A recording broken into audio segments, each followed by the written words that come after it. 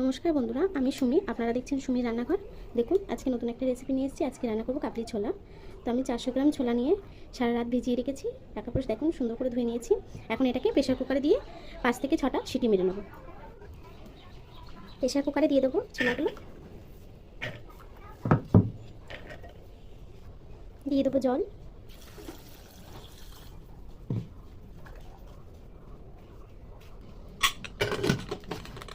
এখন এটাকে সিদ্ধ করে নেবো, 5 থেকে 6টা সিটি মেরে নেবো।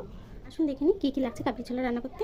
দেখুন, আমি 3টে মিডিয়াম সাইজের আলু ছোটো ছোটো করে কেটে নিয়েছি, আর বড় সাইজের 3টে পেঁয়াজ পেস্ট করে নিয়েছি।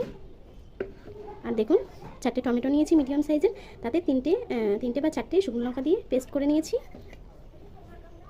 আর মশলায় লাগছে, দেখুন মশলায় লাগছে আমি আদা জিরে বেটে পেস্ট করে 2 চামচ বড় চামচে নিয়েছি, রসুন বাটা নিয়েছি 1.5 চামচ, লঙ্কার গুঁড়ো নিয়েছি ছোটো চামচের 1 চামচ, ধনিয়ার গুঁড়ো নিয়েছি 1 চামচ, আর হলুদ নিয়েছি 1 চামচ।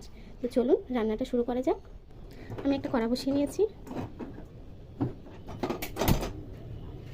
কড়াইটা গরম হয়ে গেছে, তেল দিয়ে দেবো। তেলটা গরম হয়ে গেছে, একটা তেজপাতা দিয়ে দেবো তেলে, আর একটু গোটা জিরে দিয়ে দেবো। পেঁয়াজের পেস্টটা দিয়ে দেবো।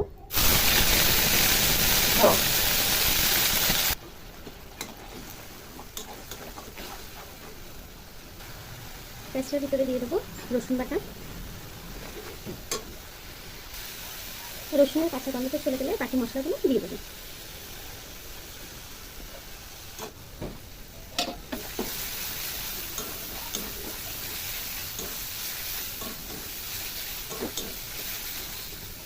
মশলাটা হালকা কষা হয়েছে, এখন দিয়ে দেবো সেই টমেটো আর লঙ্কার পেস্ট।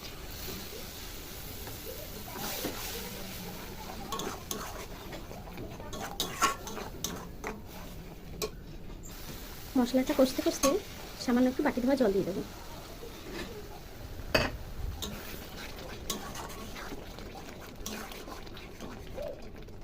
মশলাটা কিন্তু প্রায় কষা হয়ে গেছে, এখন আলুগুলো দিয়ে দেবো।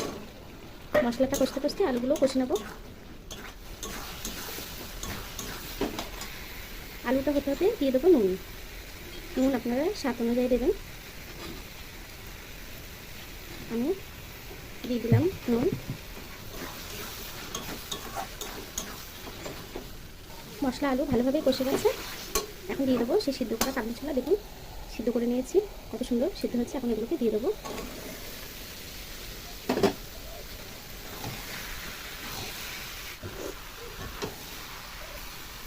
আলু আর ছোলাটা কিন্তু কষা হয়ে গেছে, এখন সেই সিদ্ধ করা ছোলার জল রয়েছে, সেই জলটা দিয়ে দেবো।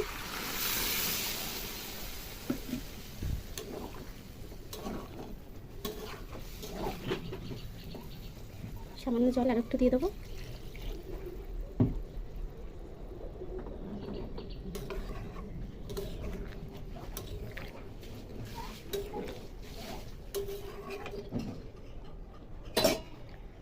এখন তরকারিটাকে একটু ঢেকে দেবো।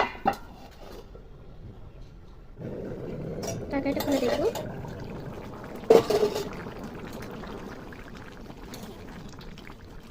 দেখুন তরকারিটা কিন্তু প্রায় হয়ে গেছে।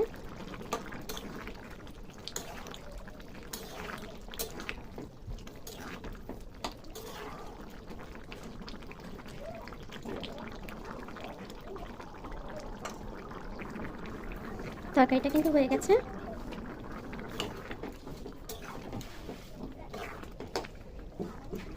এখন আমি নামানোর আগে এই যে শিলবাটা 1 চামচ গরম মশলা বেটে নিয়েছি, শিলবাটায় দিয়ে দেবো।